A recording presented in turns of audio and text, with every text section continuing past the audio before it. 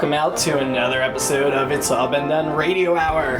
This week we interview Katie Boissoneault in our newest Meet the Cast. You'll know Katie as Lieutenant Tokaladie from Universe Journey and Courtney from The Scary Dead, among other characters.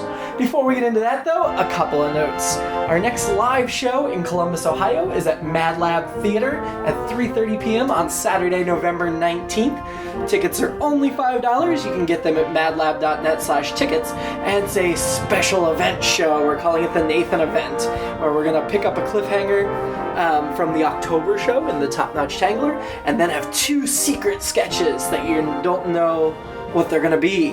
And from now on, we're just going to stop telling you what our sketches are for the live shows. So if you enjoy coming to live shows, it's going to be cool and a lot more mysterious from now on.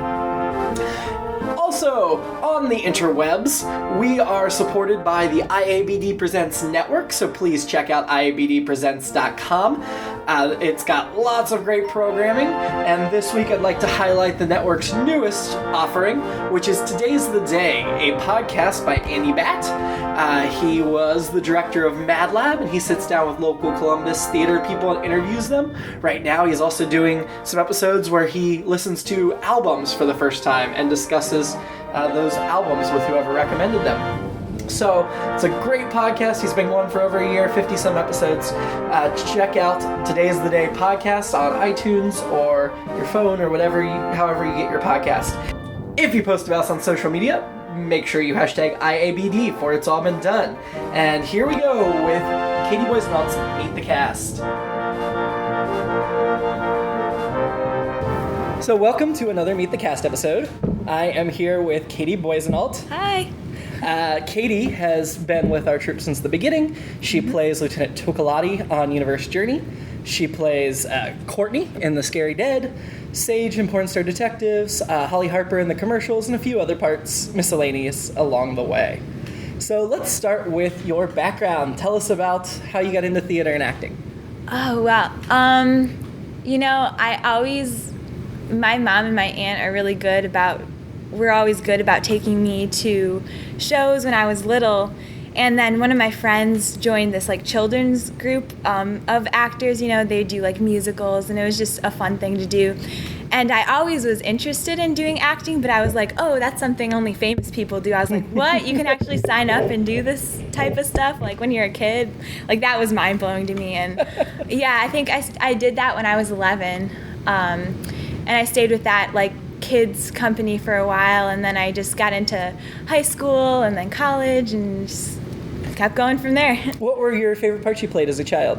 We did the Christmas, it was the Nutcracker, they called it the Nuttiest Christmas Story, and they adapted it to a musical. Oh. And I was the Aunt Drosselmeyer in that. That was a lot of fun. That was probably one of my favorites when I was younger. I felt that was pretty cool. And in high school, what parts did you play? Anything fun? When I was a sophomore, I was Miss Dorothy in Thoroughly Modern Millie. Oh, that was fun. Yeah. That was my first big role in the musical, so I was like, yes, I've made it, And a senior, I was Penny in Hairspray. Ah. Yeah, that was another one that I really wanted for a long time, and I kept telling my choir director, I kept making her listen to me do all the lines I'm now a checkerboard chick, and I think I wore her down eventually. She was just like, all right, we'll do it your senior year. So you can sing? Yeah, a little bit. I mean, I wouldn't say I'm a singer, but I do enjoy musicals, at least at the high school level. When we do the Universe Journey musical, can we count on Lieutenant Tokaladie for a number? Yeah, there we go. Hey, yeah, there we go. Do a musical. That'd be fun. Oh, we will, but it'll be a long time from now. I'll come back. There you go. Yeah, and then obviously you're in college now, right? Yeah. You're a youngin', one of the younger members of the group.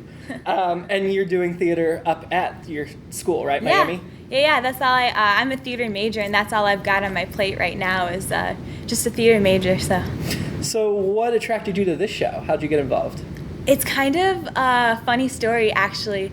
I just graduated from school at that point, and I was sort of it was sort of like a quarter life crisis, almost. I was like, oh my gosh, I'm never going to get cast as young Cosette in Les Mis and things like that. And I was like, before I go to school for 4 years, I'm like, I need to get cast in a real thing, like not just a community or a school thing. I was like, I need to find like a real acting job, just to sort of like prove that I could do it. Sure. And I looked on the Ohio Film Office for things, and I'd been looking for a long time, and there was like nothing that was available.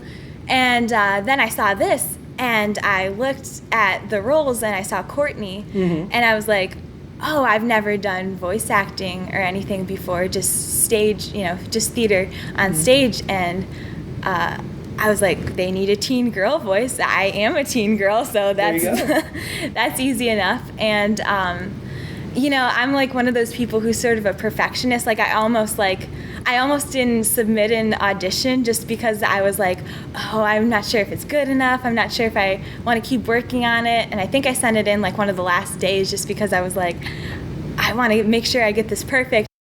I'm auditioning for Courtney. You won't say I'm redonky when the zombies try to bite me and slip right off. My name is Courtney, not baby girl, and this stuff is really expensive. Not in a million bajillion years. You're like 80.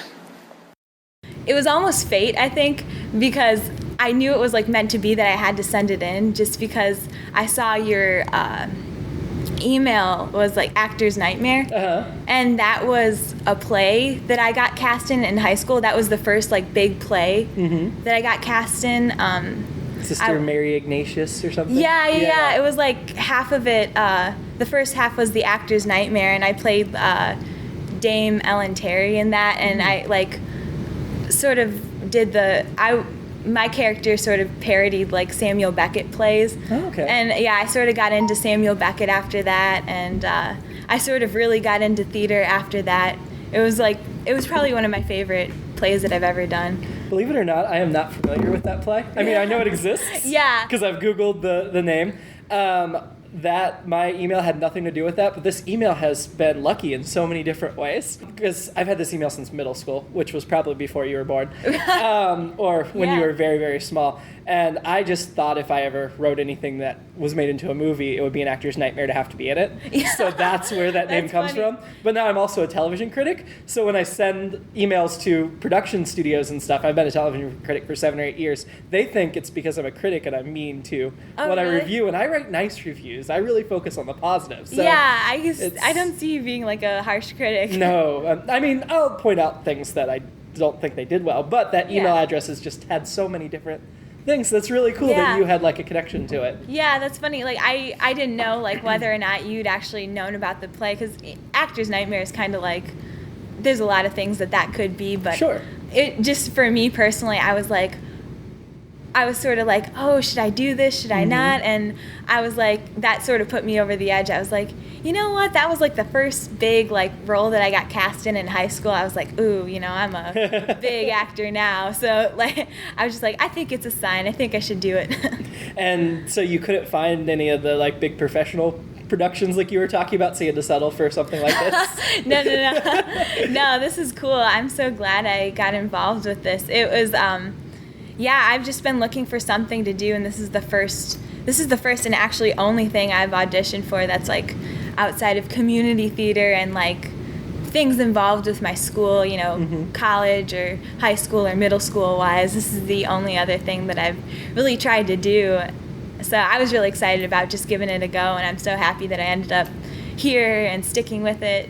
Oh, I'm excited you stuck with it too. I mean, we can talk about, I'm going to call you out a little bit right now, but when we cast you as Courtney, I also offered you the role of Lieutenant Tokaladie, which was a main character, and you had just applied for Courtney. Then I offered you the role of Lieutenant Tokaladie, and you were like, well, I can do it for a little bit, but I'm going to school, and, I might not have time. And I was like, understandable, just play it for now.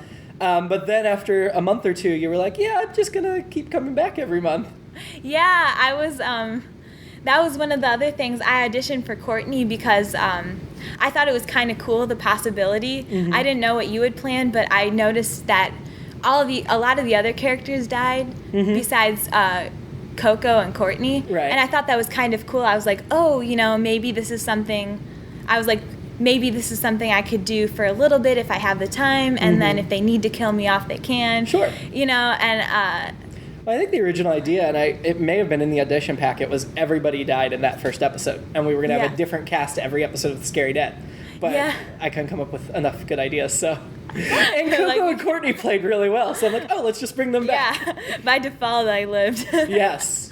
Yeah, it was, I thought it was kind of cool because I thought there was sort of it said maybe that we died. Yes. And I was like, well, that's kind of cool, then it's like, I'm not a letdown, if I can't make the commitment. Mm-hmm. I just wasn't sure, in my hometown and in my school, I'm about 2 hours away, and they drew a circle about like who could have a car and who couldn't, and I was just on the edge of kids who couldn't have a car my first year, so I was like, are my parents going to be willing to, cart me around here and back every month? And they were, so Thank you very much, Katie's parents. Yeah, always, for this and everything. My parents are really done a lot for me. Well, your mom, I think, has she come to every show?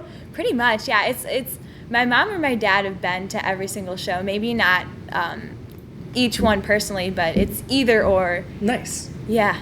Do they enjoy it, or do you think they're just coming to support you? Oh, no. Either's valid. They really enjoy it. Okay. They do. We'll get in the car and we'll always talk about it, Oh, cool. Yeah, I think they know everyone in the cast by now. Mm-hmm. But the first few times, even before I actually knew everyone, we'd sit there and talk about like, oh, they were really funny tonight, or they're so funny, or they're so nice, and we'd always sit in the car afterwards and talk about like, the performance, all good things.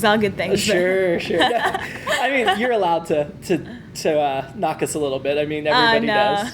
No. It was all good. My mom would always say like, oh, they were so funny tonight. Who is that? Or where are they from? What's their story? So, yeah. Yeah, and you're one of many that are driving from hours away to perform. It's not just very me. surprised and very grateful. Yeah, that's cool. Because we cast a very wide audition net, and just some of the best people were further away. So now, I don't think it's too early to spoil this on the podcast because it's already going to be obvious in some of our marketing materials. But and I don't know if I don't think we've talked about this, but The Scary Dead will be ending in 2017. Oh, it will? So yes, we will be doing a few episodes into 2017, but we will be ending in the first half of the year next year. That's coming up. Wow. It is. Will you be sad to see it go, or yeah. I'm sorry. No. I'm spoiling for you right now. Wow, that's a surprise to me. Well, that's cool though. I mean, all good things must end, but... Well, we've tried to build it up with these two groups. Yeah. And so we're going to have, obviously, a clash between the two groups, and then we're going to end the series.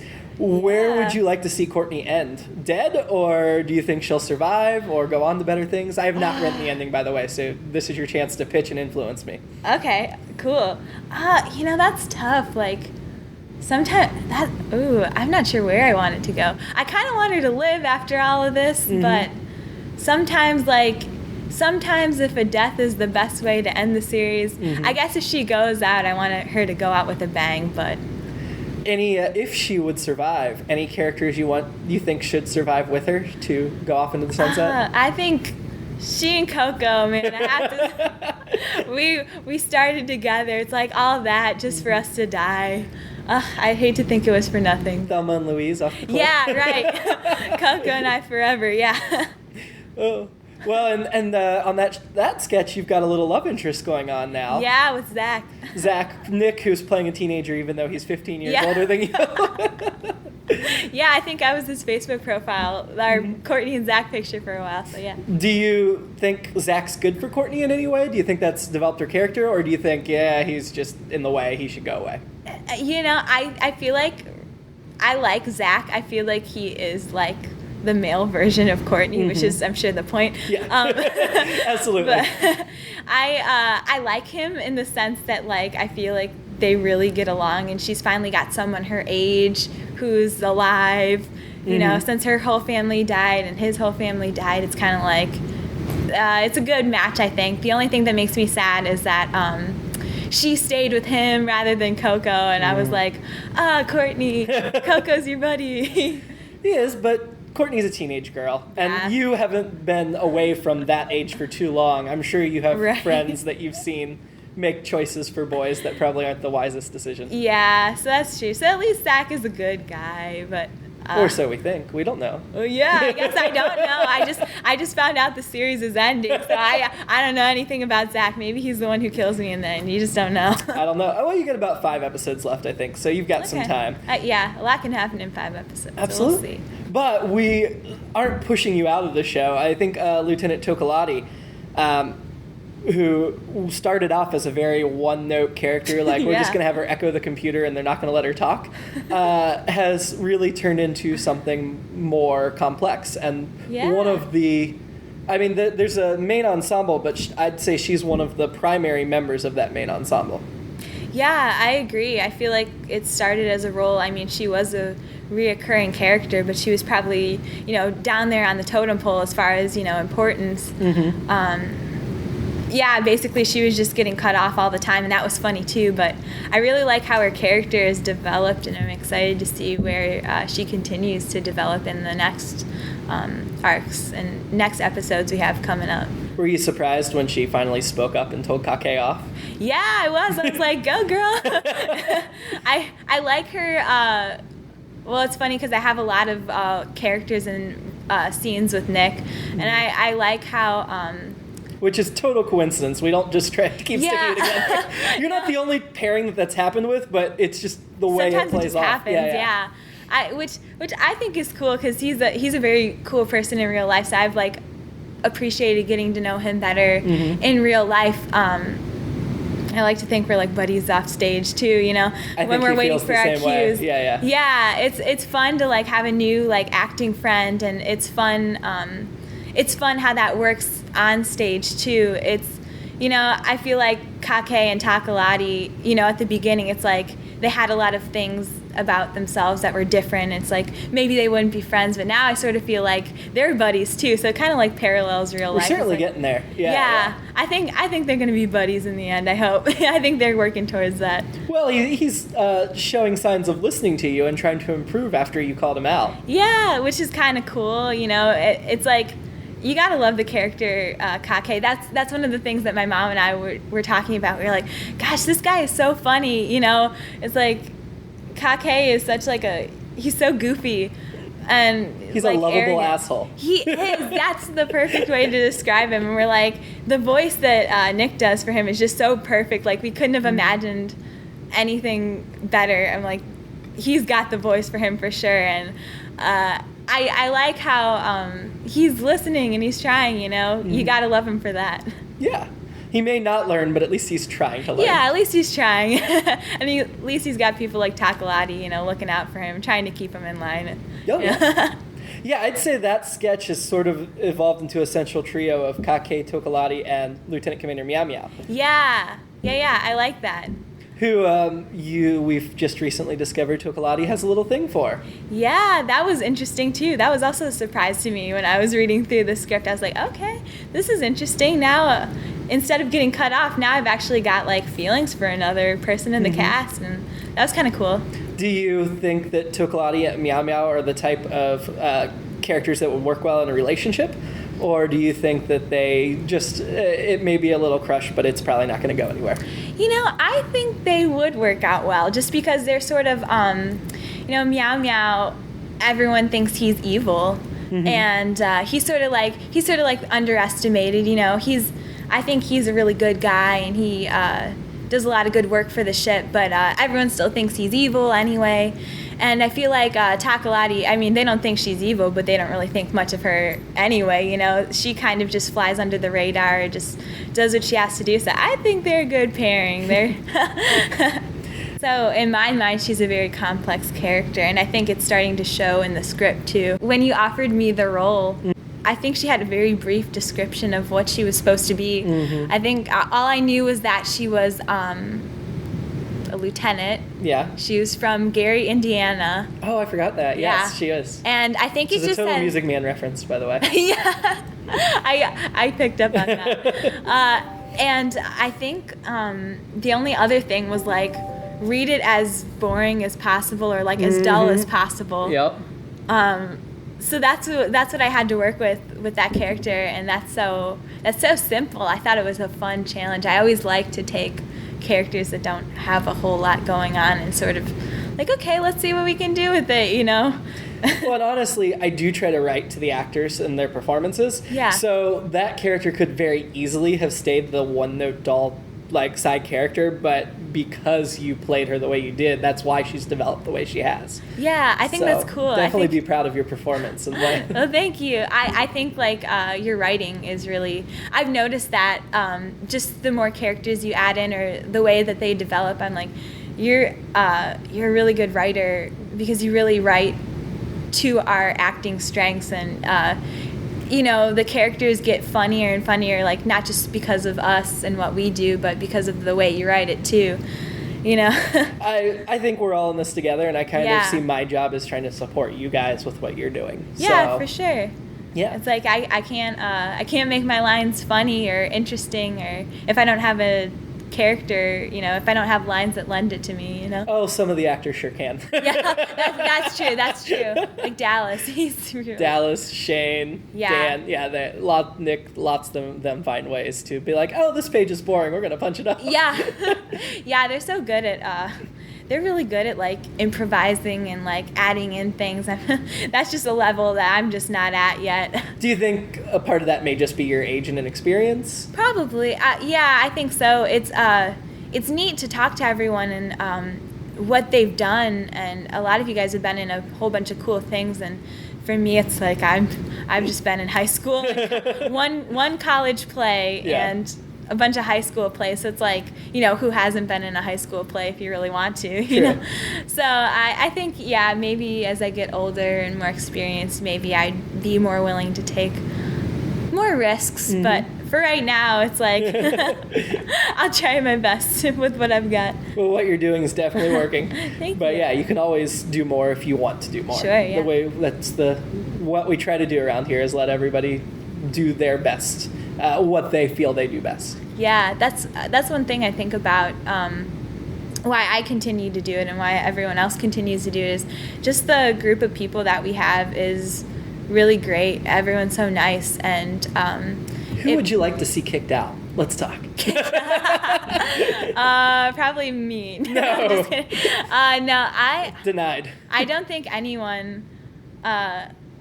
I just feel like everyone brings something new to the table, and everyone is so nice. That's one of the reasons why I continue to do this, is it's fun to be around such a unique group of people. What do you think of the growth over the last year? Because certainly this is a completely different show, different venue, different production than it was a year ago when we started. Yeah, I think I'm one of those people who I love to be on the, like, cusp of something cool and something great, and I'm so happy and thankful that I get to be part of this. As it hits its peak and now it's about to go downhill, so jump ship. No way. We still have a lot.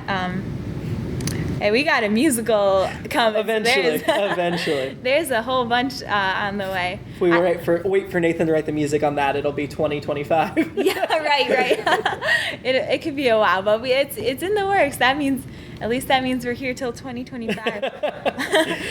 No. I don't make promises about that, but I hope so. Yeah. No, I think that's really exciting, you know. At first we weren't even in a theater venue, and it was free admission, and now is it $5 admission now?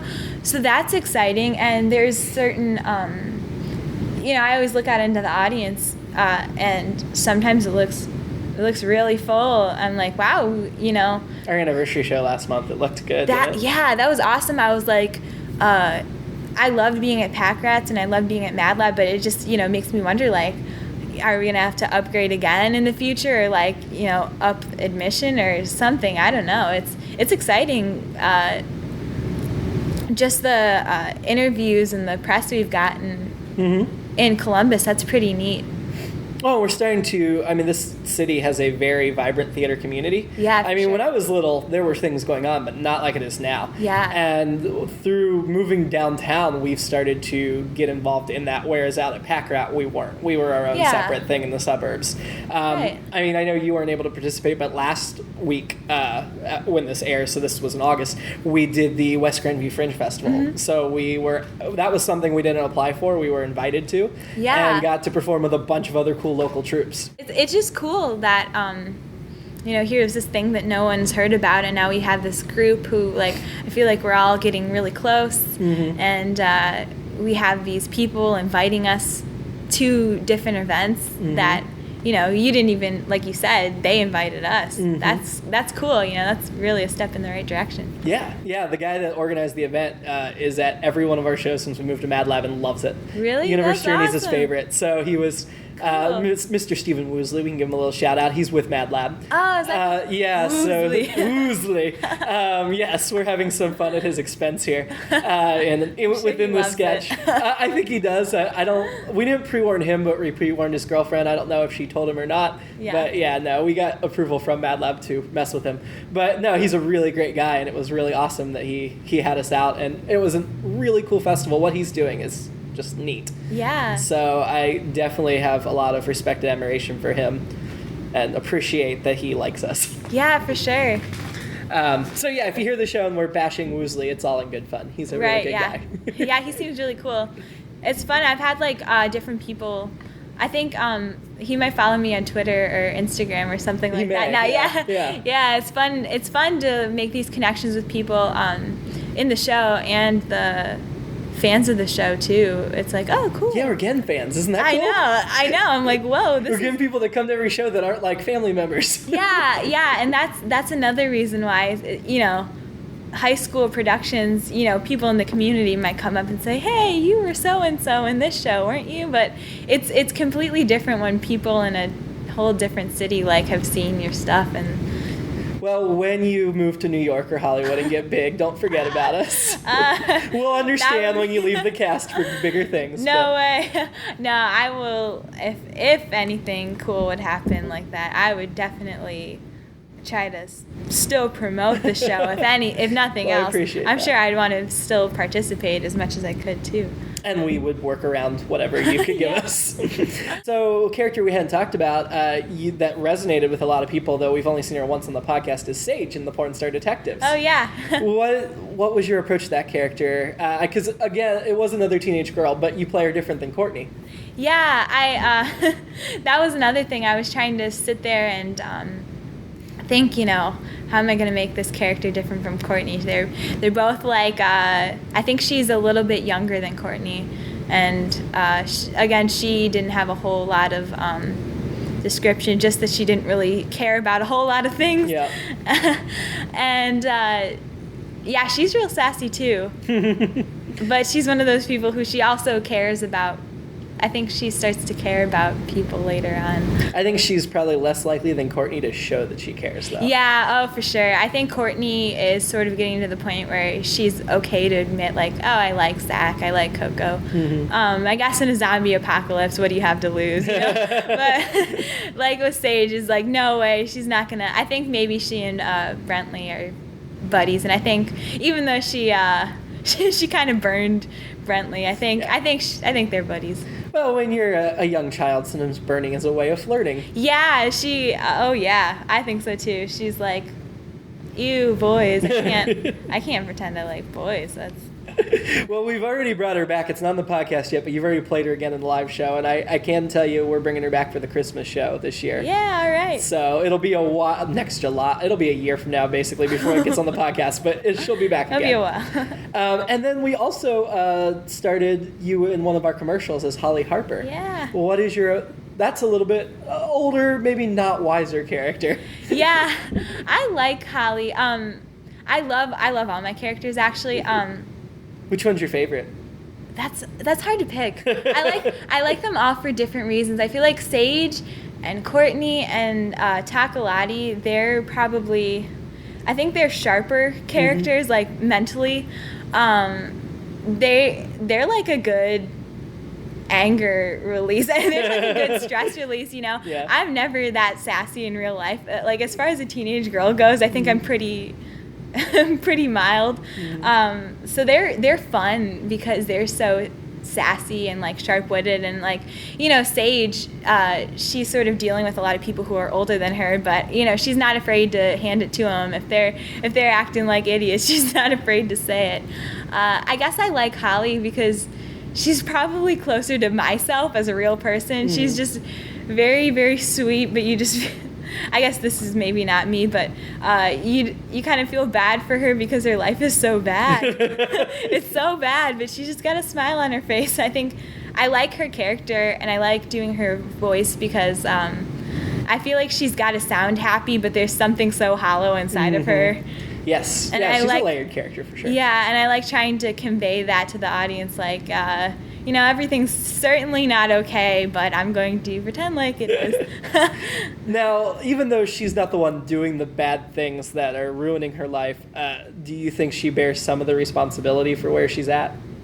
In a way, yes. I mean, my heart goes out to her too, because I think she's a very trusting person, and I'm that kind of person too. I like to think the best of people, and sometimes it doesn't work out. Like, some guy, at my other job, some guy gave me a counterfeit $10 bill, and I ended up having to pay for his yogurt, like, because I didn't catch it in time. So it's like things like that, you want to think the best of people, and I think Holly does. I think she should probably dump Blake. And that I think a lot of her life problems could be solved if she ditched him. Oh, absolutely. Without question. Yeah, because But would that ruin who she is if she stood up and dumped him? Yeah, I think, I don't know. It kind of depends. There's so many other ways in life that she could get taken advantage of, but I guess getting rid of him would definitely be a big step in the right direction. But then again, maybe she wouldn't be Holly Harper if she did do that.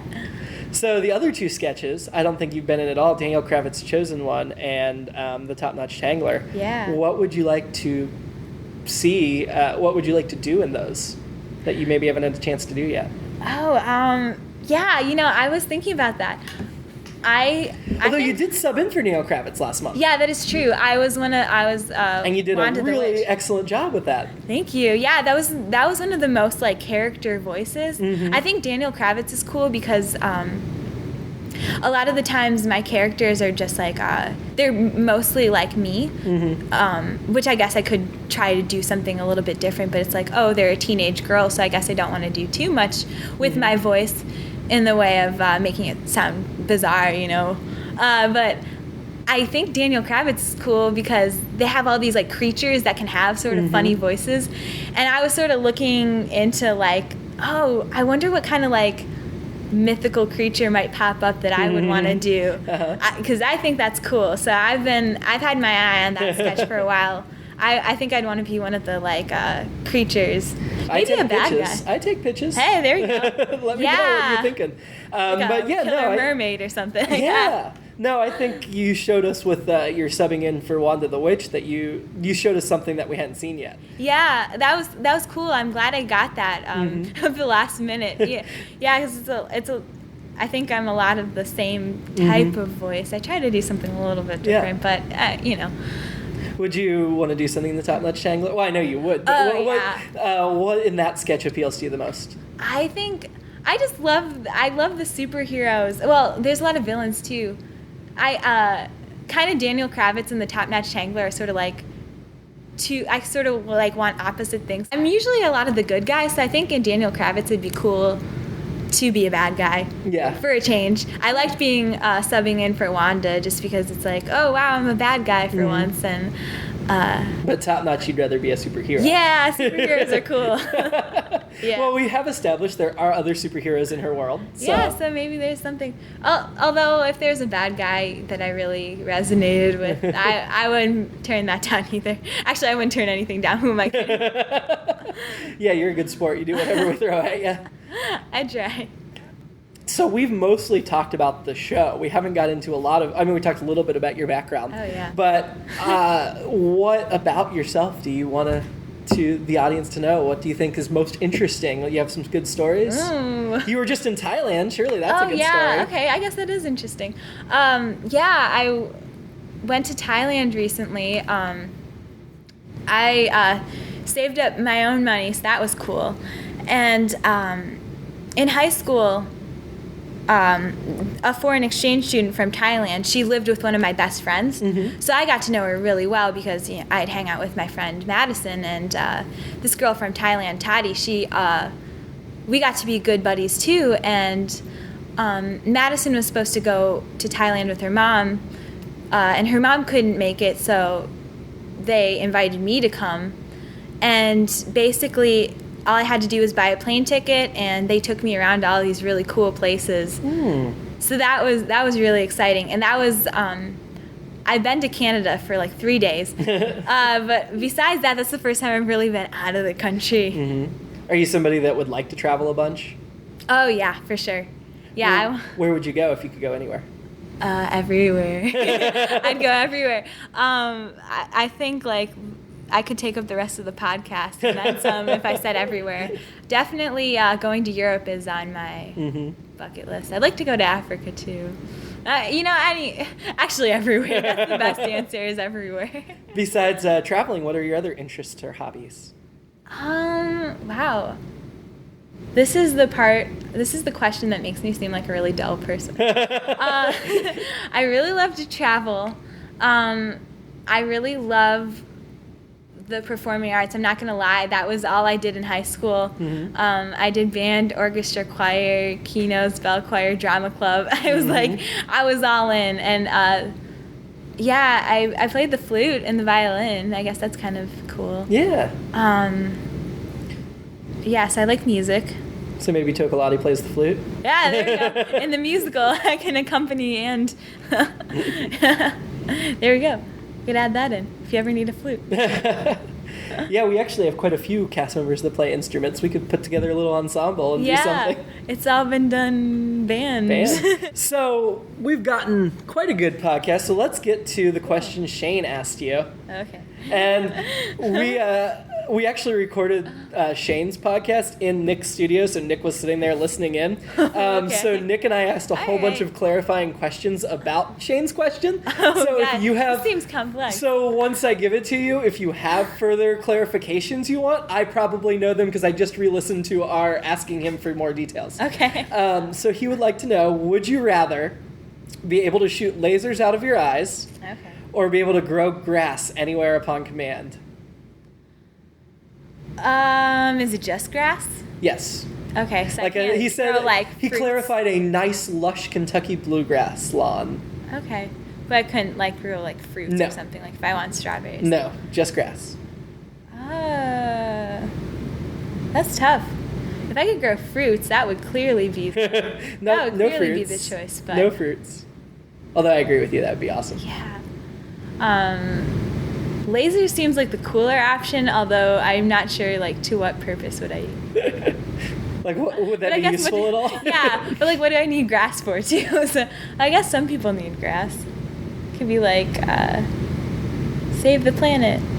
Maybe. Not to change your answer, but our discussion delved into, well, you could go to poor countries where they don't have food or drought and make grass grow and feed their livestock, and that's what I was thinking. That's kind of cool. So I guess I'm gonna grass. Or you could be selfish and open a turf company, a sod company, and grow grass and then sell it for lots of money. I could do both. You could and use the money for charity. Right, yeah. So you're going to go with the grass? Yeah, I think the grass. Grass for sure. The lasers are way cooler, though. That is cooler, but everyone's gonna hate me because I don't remember my superheroes. But there's this one where the guy has to wear glasses all the time, and he takes Cyclops? them off. Yeah. And when he takes it off, he just burns stuff. Yeah. What if I took them off by accident?